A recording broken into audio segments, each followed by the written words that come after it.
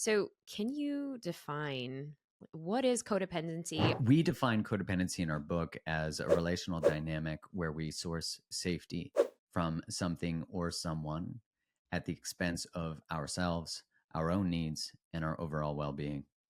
And the real key part to this is at the expense of. We can never control our external environment.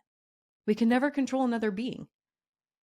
We can try to manage the best we can, but at the end of the day, we don't have that felt sense of safety until we can actually be okay in our own center and create sufficient abilities to self-regulate. Are all relationships at some point codependent? I don't know about you or the listeners here, but So, tell us why Liberated Love? Why this title?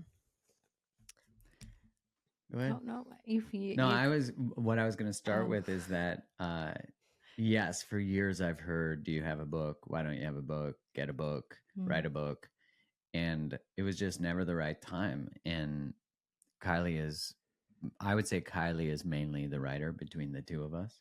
I'm more of a talker, as much as I like writing, but it's definitely more of a task for me. And Liberated Love is actually the subject that came forth to Kylie. Yeah. So yeah, when Mark and I, so just for context, Mark and I have a few journeys in our relationship journey. We have relationship 1.0, which was our first relationship, which was 4 years.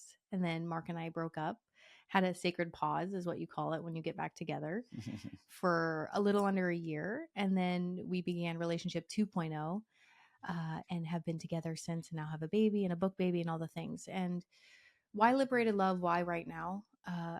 When Mark and I were going through our relationship, I'll say challenges or journey at the end of relationship 1.0 and then into 2.0, we were really looking for a guide. We were like, where was all of this information when we needed it in relationship 1.0? And I remember just sitting with all of the things we learned, or I learned in the journey from relationship 1.0 to 2.0. And I was like, wow, there is so much here for us to explore in this conversation of relationship that it hasn't been explored together. Like there was pieces that I put together, that we put together, that I was like, needs to be heard. It needs to be put together to help people walk this path from codependency to interdependency.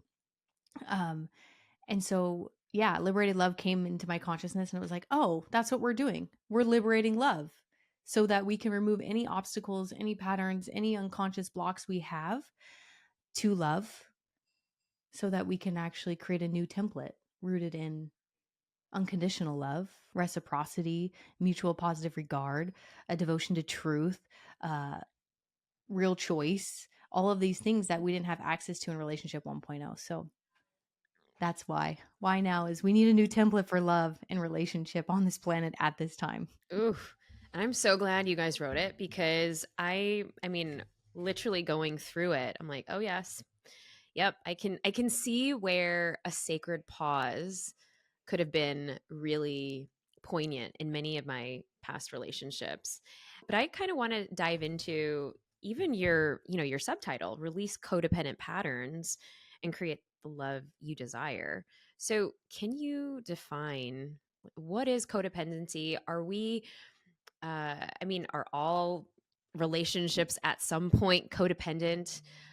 And, I think as I reflect back to some of my most toxic relationships, one in particular, it was codependent from the beginning.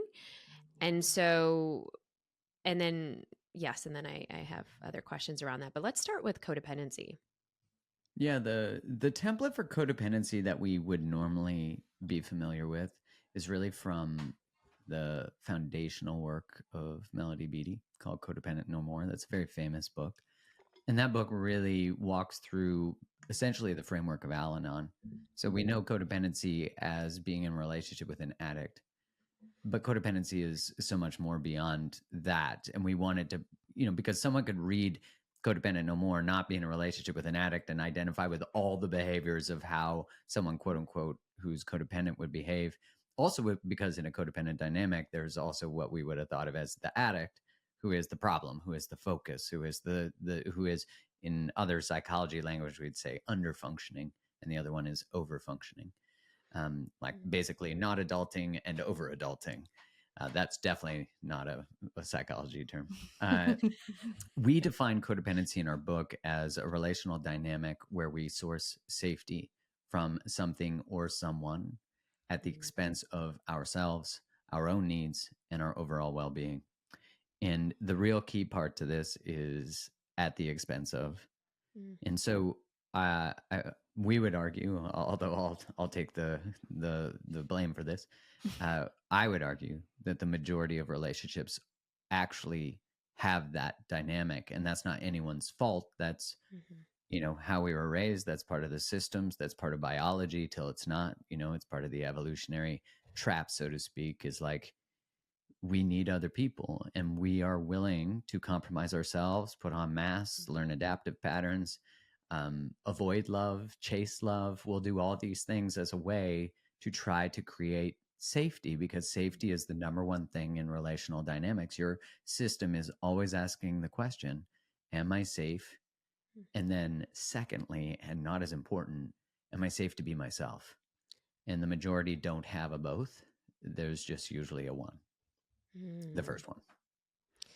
Ooh, am I safe to be myself? Am I going to be accepted if I am myself? Or am I going to be rejected or abandoned or any of those wounds? What are the roots of, the codependent relationships? And I feel like I love that you said, one is doing more of the adulting and then, one is doing less of the adulting. And many times in your book, you guys talk about these relational dynamics and then to break up with those relational dynamics and then set new boundaries or reset the tone or realign. Kylie, if that was all you, love the framework and the languaging. But, where are these roots and how can we even, for people listening and watching, kind of know and check in, ooh, am I doing that? Because it's so easy to then, put the blame on the other. Yeah, the roots run deep. I'll just start there, like really deep in terms of like early childhood and even intergenerational. Because I'll just speak from my experience and also from a lot of the women I work with, is it hasn't been safe for us to take up space, to use our voices, to step into power, to wield more financial power, to, XYZ, to be sensual, all of the things that we maybe haven't seen witnessed in our lineage. And so I say that to just add some more context of, it's like, yes, it's early childhood, but then also there are deeper layers for us to explore in terms of why we don't feel safe to be who we are, to take up space, etc. But the main root that we talk about in the book of codependency is our core relationships with our mother and father or primary caregiver. And essentially, when we don't feel a level of regulation or safety in our early childhood environments, we learn at a very young age, in order for me to feel okay or to be safe, I need to control my external environment. So we leave our own center and orient our consciousness around another being, aka mother, father, primary caregiver, and we constantly ask ourselves, what do they need? How can I support them? Mom, what can I do? Like, that's kind of like the energy or the mental template that drives this codependent behavior of leaving your own center, orienting around another to try to source that safety. And essentially underneath that is trying to control, right? We're trying to control our external environment so that we can source an internal level of safety. The tricky part about that, as we all know as adults having this conversation, is we can never control our external environment. We can never control another being.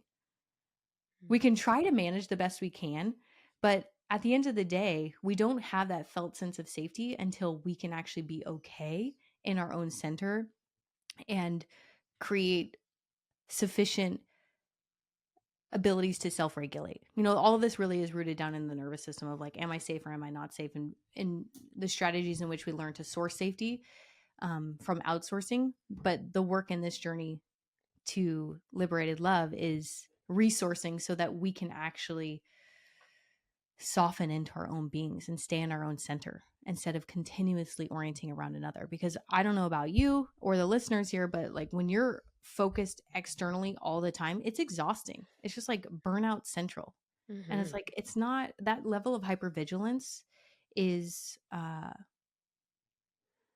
it's hard to be in over time. Well, it's no shock too that Yeah. when you're in that hypervigilance chronically, you're in Yeah. a chronically high stress Right. experience, and you're gonna it's gonna create a lot of physiological impact, like chronic, a lot of things, Mm-hmm. autoimmune, burnout, depression, anxiety. Mm-hmm. I mean, these are all correlated. Hypervigilance is correlated to inflammation, and inflammation is correlated to pretty much everything. Pretty Right. much And it just everything. Yeah. shifts from like that core pattern being like mom, dad, caregiver, what do you need? Into adulthood, it's like partner. Hi, let me orient around your feeling states. Like when you're okay, then I'm okay. So how can I make them okay? Instead of actually being able to stay okay when somebody else isn't okay. That's the freedom that we're after here. Oh, that is so good.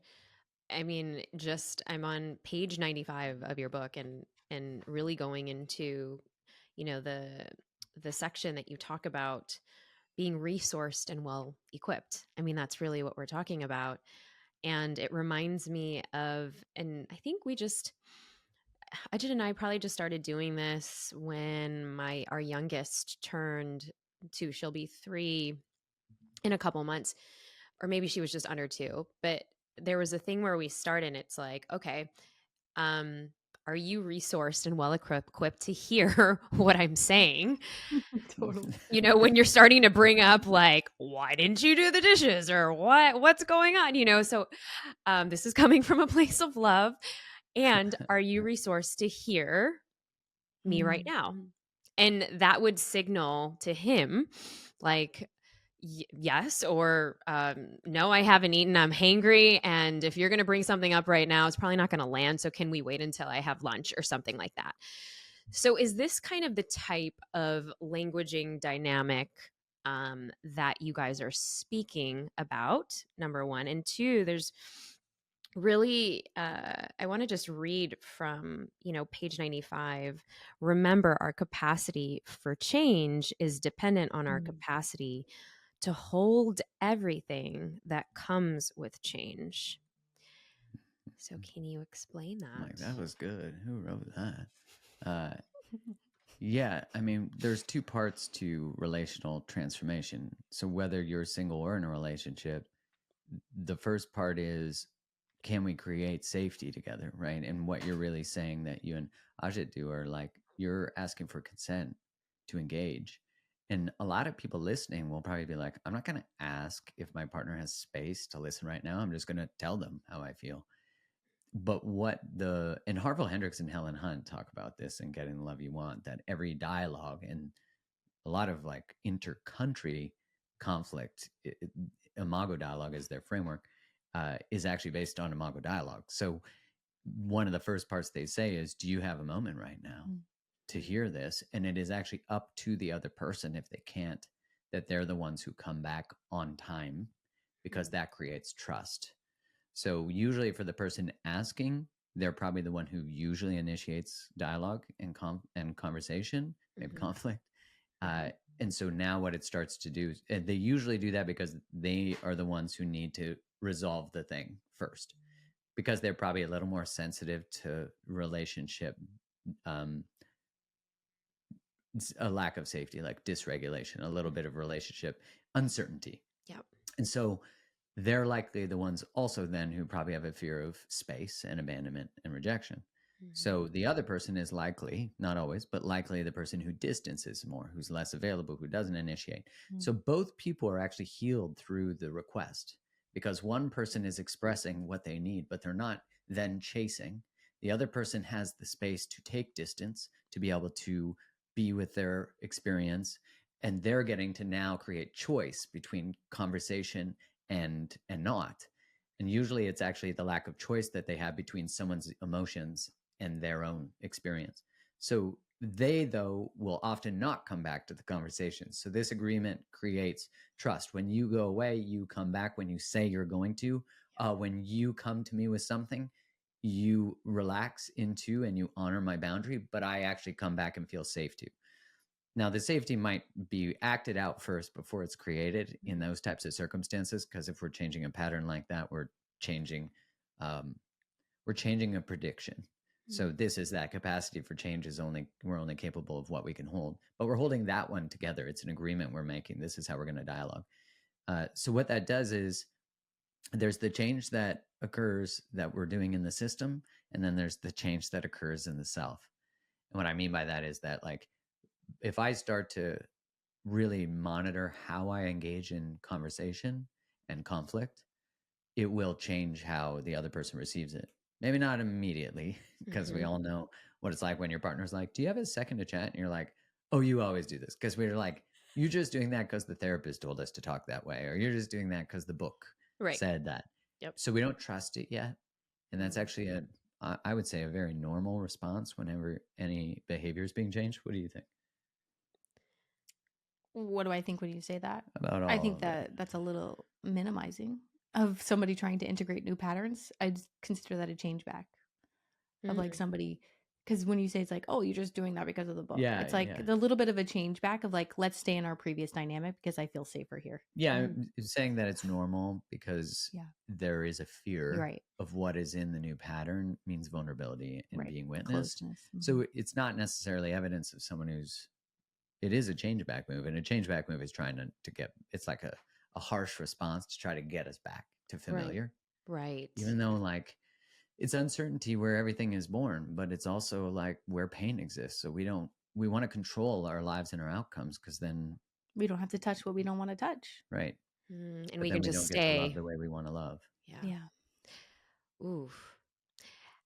So what's coming to mind right now is, I mean, I'm so curious as how you both, as being, kind of writing this and also really practicing it. And I've obviously spent time with you both in person to know that you walk your talk and that there are challenges. I mean, you just welcomed a baby, and for all of the parents of multiples and those who just became mamas and the working parents that listen to this and are trying to have these brave conversations in their household, how do you then, or what do you guys maybe suggest or invite for anybody listening to this that is like, all right, I'm game, I'm listening to all these podcasts and my partner's probably not.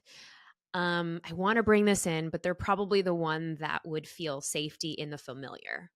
Right. Why are we getting another book again? Oh my goodness. And by the way, you have so many amazing end of chapter to-dos that I think would be really great to do in relationship and in partnership. And even if you're single or looking for the next person, it'd be great to do. So I think that is so valuable. But what are some tips that people can kind of start to do if their partner isn't really as open?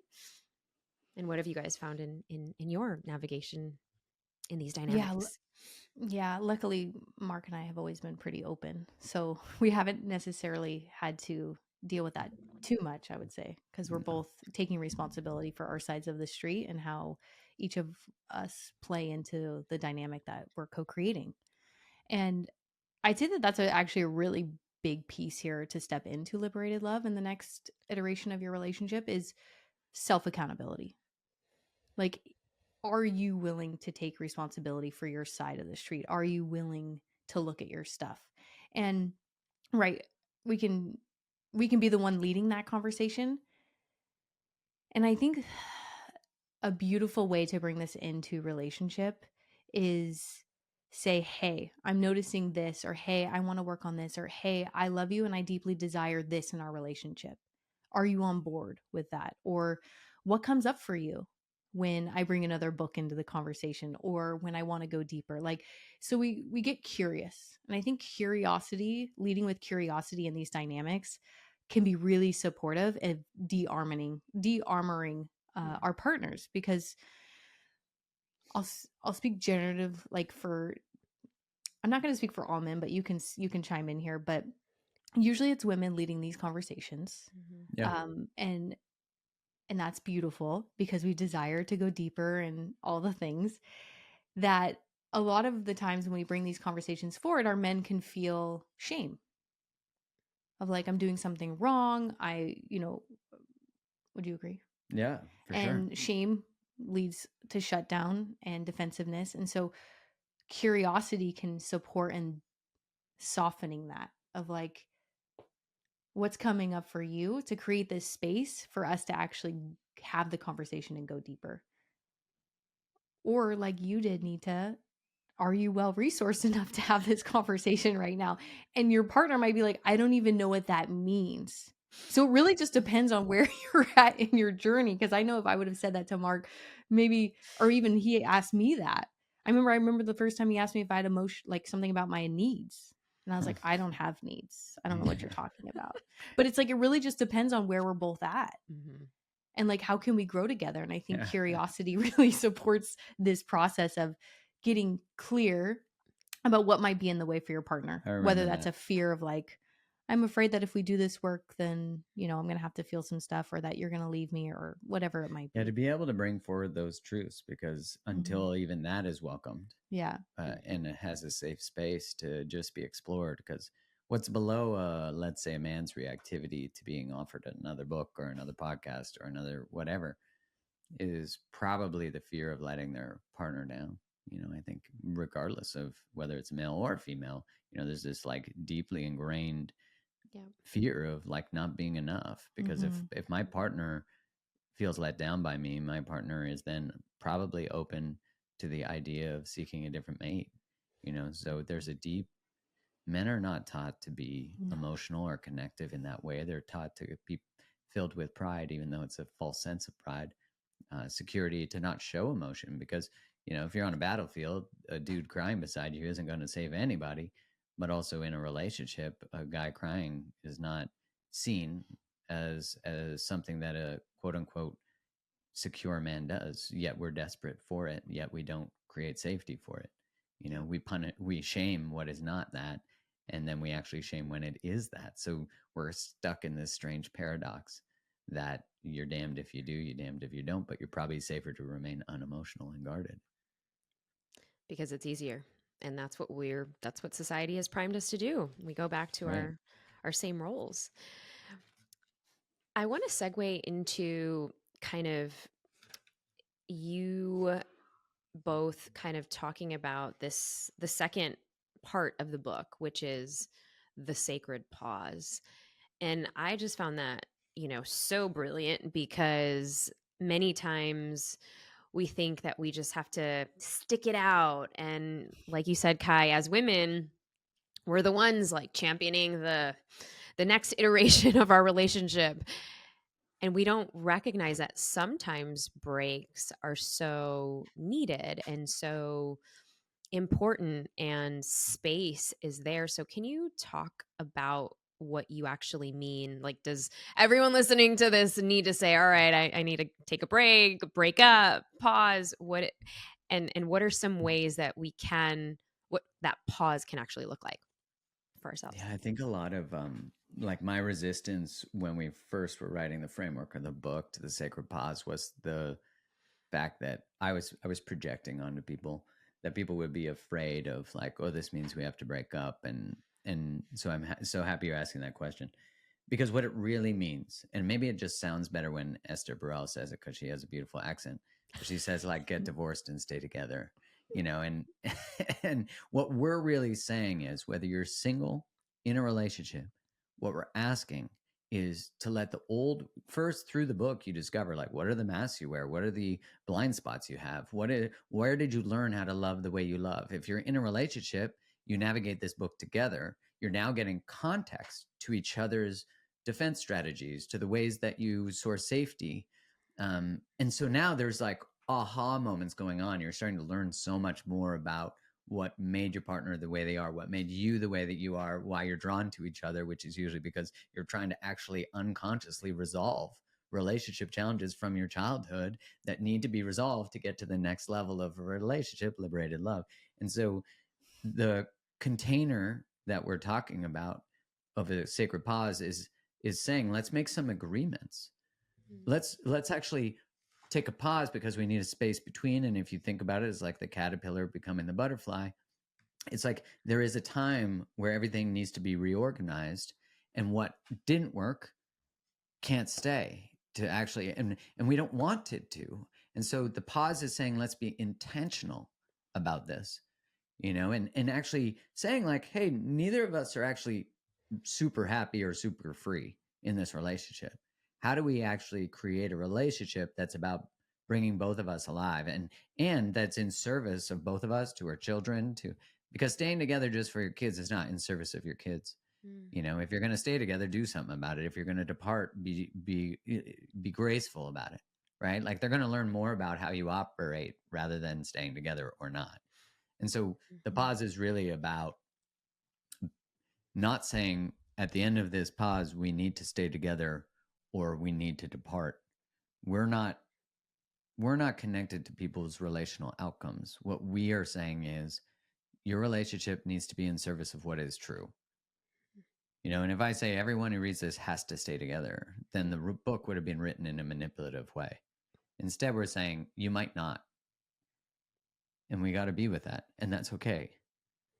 Because a lot of guidance is like, how do you stay together forever? And we're saying, actually, if you get intentional about this and actually talk about that, you both have paths. And it's not about abandoning your own path for the other person. It's about creating one where both of yours go alongside each other if possible. And you're being intentional about steering it. Most of us are like, well, you got to drive in the same car because we made a vow when we got committed. And now we resent our partner. We resent the vow. And that's not liberated love. That's a prison. What do you think? I'm not here for that. That's what I think. No. I'm not interested in prisons or cages or anything that isn't liberated. Although it can be really comfortable to hang out there for a long time because it's, quote unquote, what's been familiar. And that's what the container does. It creates space for us to break up with what was, to break up with normal, for us to examine our unconscious patterning. Yeah.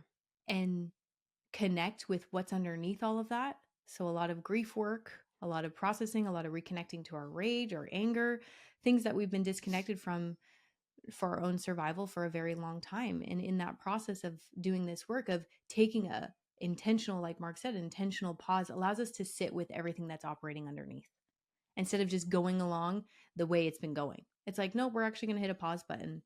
And this looks a myriad of different ways. It can be like, okay, for 4 months, every single week, we're going to meet with a therapist if we're in a relationship. We might take sex off the table because we notice that we're sourcing safety or connection through sex, when really we need to be having more intimate conversations to create a deeper a level of emotional intimacy. For those of us that are single, it's no dating, no seeking, no searching, no sexting, no dating apps, to actually intentionally hit a pause to notice where all of that energy is going. Usually it's directed outwards, and direct all of that energy back inwards so that we can create that internal foundation of self-trust we need to be able to access more discernment and choice in our relationships. Oof. So, and I love that you just kind of distinguished what that relational reset, I'm on page 111, could look like, because, when I first kind of came across this chapter, I'm like, oh, sacred pause. Okay. So does that mean breaking up?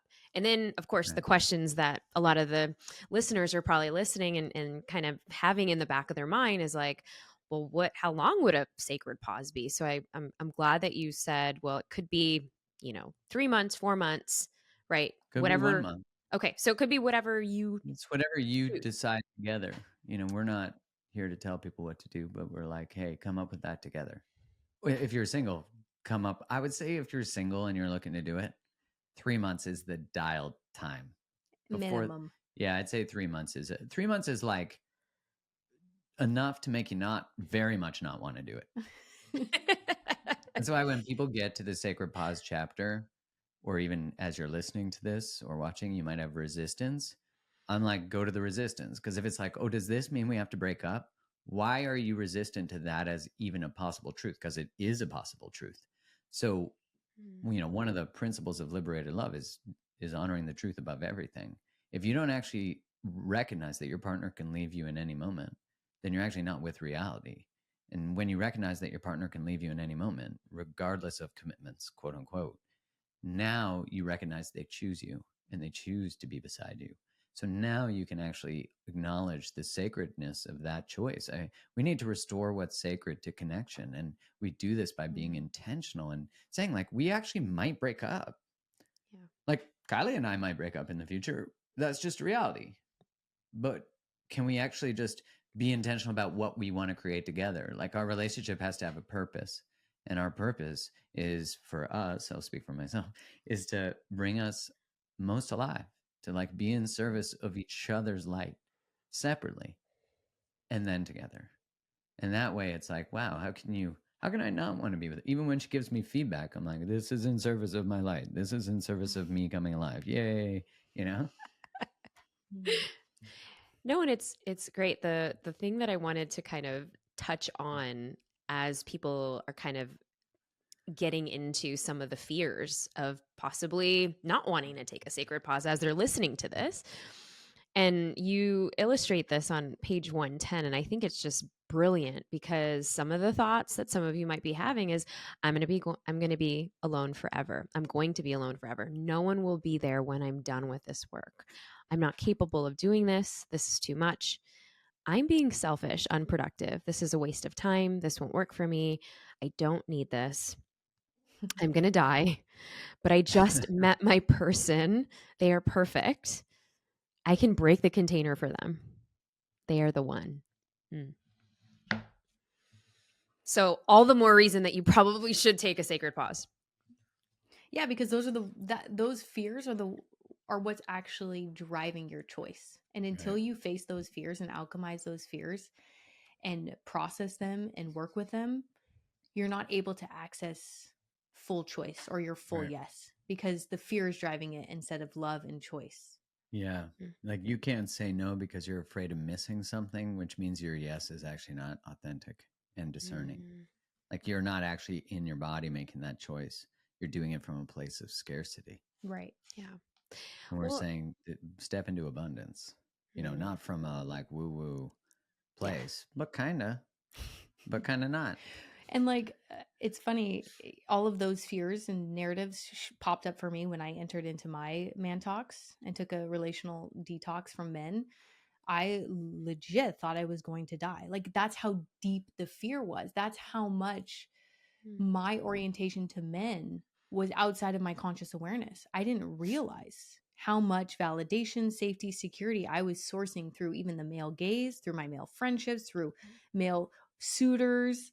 I was like, oh, wow. I don't know how to relate to the world without men. I don't know how to be okay on my own. I don't know if I can do this. I don't know how to be alone. And that's like a big piece of this is like really being okay with yourself. Like, I am okay on my own. I've got my own back. Oh yeah.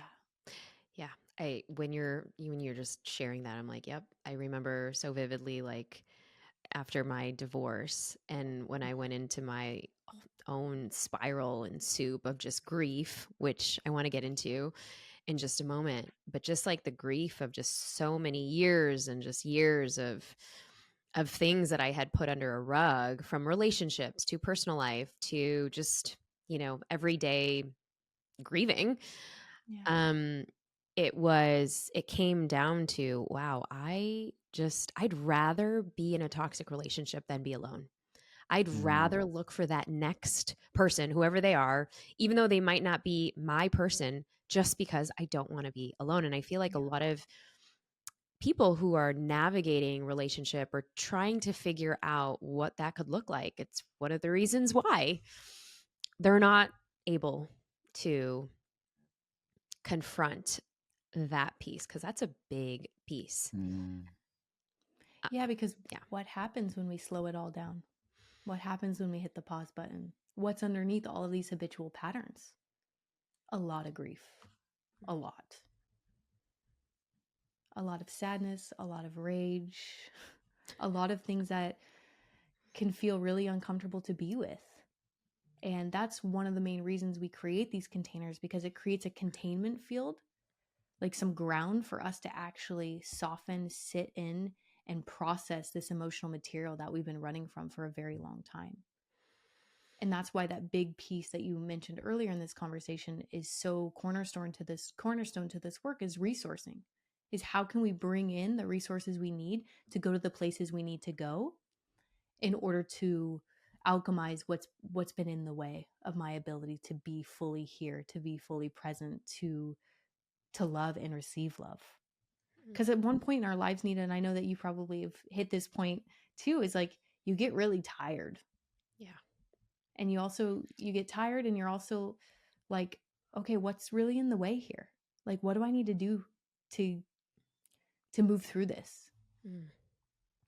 So let's unpack the grief that happens when, either there is a breakup or there is one quote in your book, and I'm trying to find it here. Well, and this is, oh yes. So soul dependence on page 123. The cocoon is both a coffin and a portal. A coffin for the previous version of you and a portal into the next version of you. It's accepting the challenge to grow and the agony that comes along with it, to ripen into adults and become soul dependent. And I want to cut through welcoming home the neglected parts of ourselves, releasing the past, and grieve what was or what wasn't. It's a process where we can learn to sit with ourselves in the longing and the aloneness. Let's unpack that. I think it's, I don't know that we're not ever out of transformation. And that's not, how we orient to personal growth generally, or growth in any way, is usually from a place, there's something wrong with me and I need to fix it, as opposed to there's something right with me and this is just an expansion of my possibility and my potential. So we go from we're broken to this journey of coming home to the recognition of this is actually I'm not broken. I have adaptive strategies and survival strategies that I learned as a biological being with a nervous system that actually are not serving the relationship I want to create. And so when we talk about creating a container, what we're saying is enter the cocoon with intention. Be the, the caterpillar. I don't know that it has a conscious, I mean, obviously I have no clue, but it's like, does it have a conscious thought? Like, I'm just going to sit on this leaf and now turn into muck and then become a butterfly? No, it likely is like, it has no clue. It's trusting an intuitive call. And we're saying, instead of having life change you because you don't have a choice, which is again, how we all start. It's like, actually imagine if you created the desire to change from a deep intention. And what we're really talking about is going through what are referred to as initiations. You listening or watching, you might think of it as like a dark night of the soul. And we're saying, hey, actually walk into that darkness, but create containers. And darkness not being bad, darkness just being the unknown. And initiations, that term really became familiar to us through a teacher named Francis Weller. And he talks about an initiation. There's both contained and uncontained. Uncontained being a trauma, something that you experience. You experience without support. Yeah. So it could be a divorce where you get exiled from family, from friends, from community, from religion. And a contained initiation can be going through a divorce, but that you're actually held with your community, that you're loved through it. Maybe not everyone, but that there are people who are, there are people who are actually saying your divorce is not evidence of your brokenness. It's evidence of you walking a path and learning. Teach us. And like that is such a different way of being. So when you get into that cocoon, that is a contained initiation.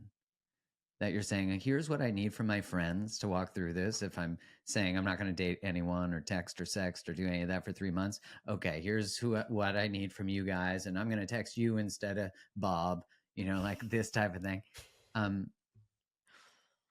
And what that does, the markers you're in an initiation from an external perspective are the world no longer makes sense as it was. Mm-hmm.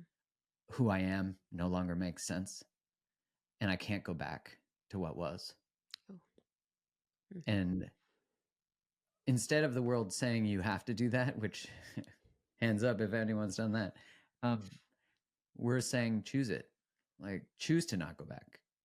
Choose as a couple or as a single person that you no longer want what you've learned to tolerate. Like, you learned to settle. You learn to put up with shit. You learn to put up with shit from yourself, not just other people.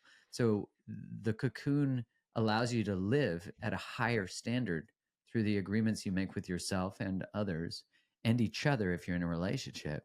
And you're saying, like, I'm not going to leave this relationship and go pursue my dreams. I'm going to see how can we create a relationship that actually encourages that.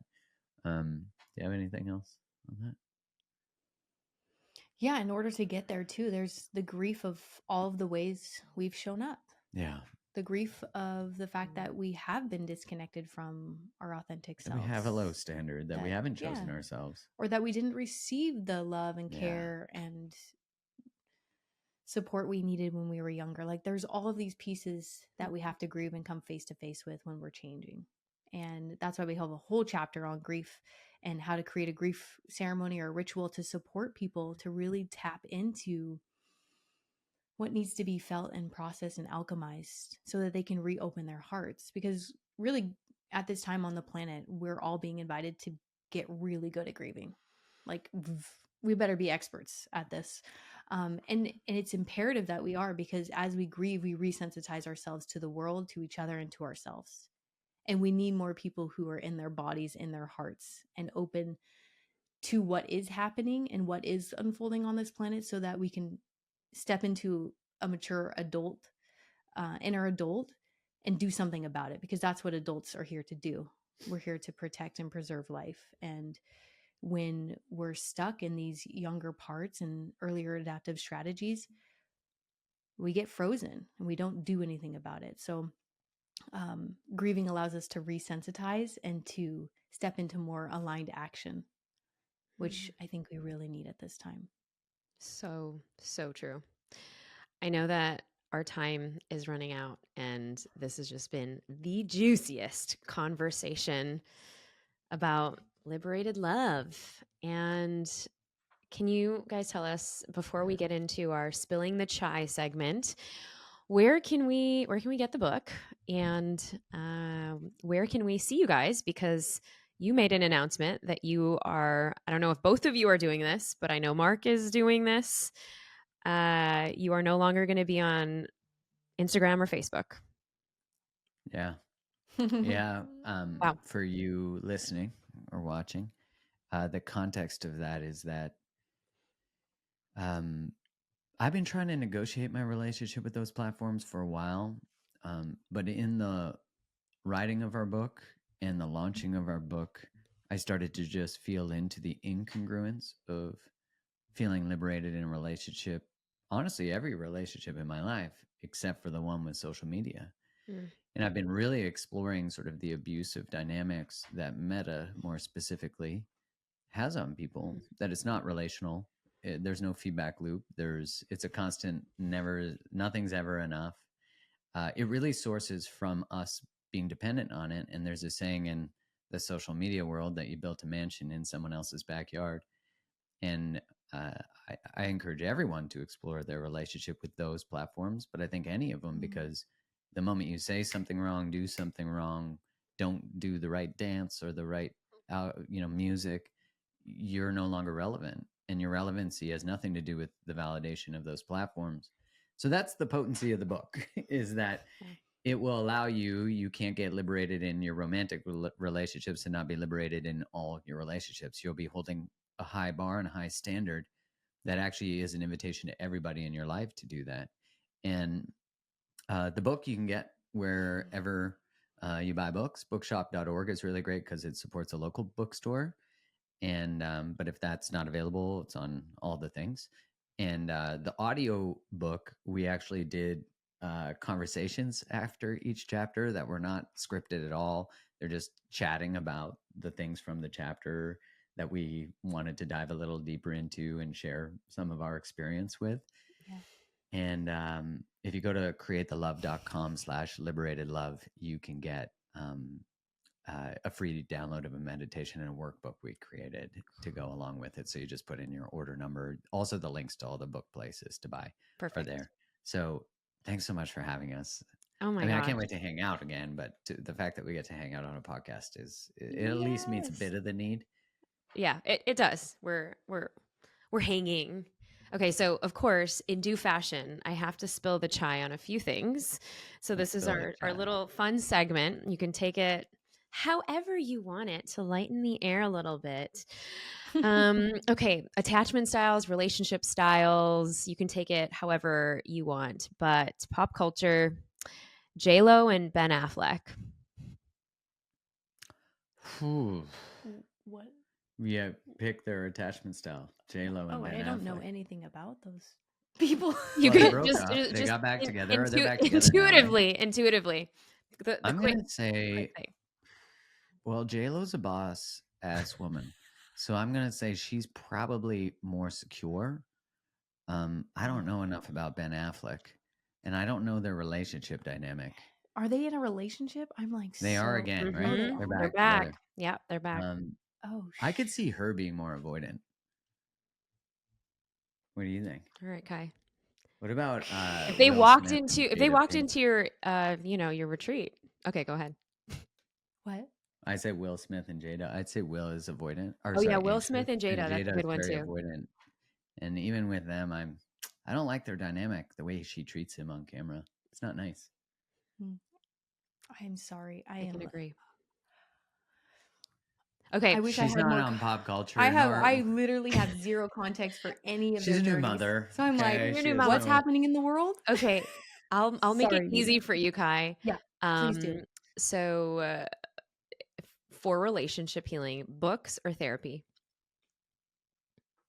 Ooh, gosh, the inner therapist in me is like both and. Yeah. I'm like, books have been really supportive, and so is therapy. So it really just depends on where you're Yeah, at it in your is journey. hard. Because you need the mental. For me, it's like you need the mental context. The mental context or the cognitive understanding of what's happening can be really supportive for the nervous system, and then also the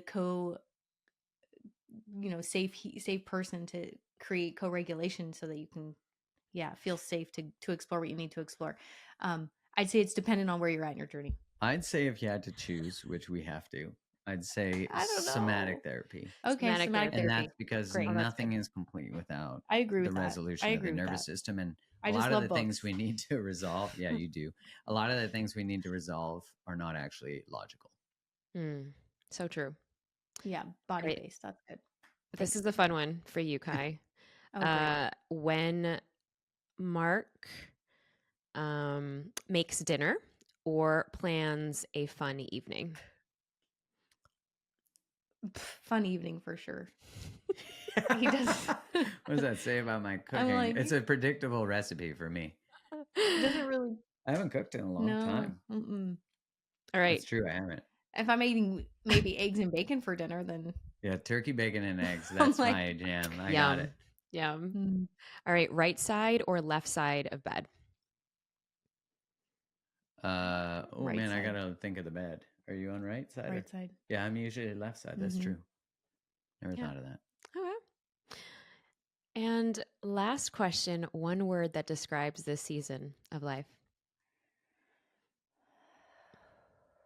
One word that describes this season. Mine would be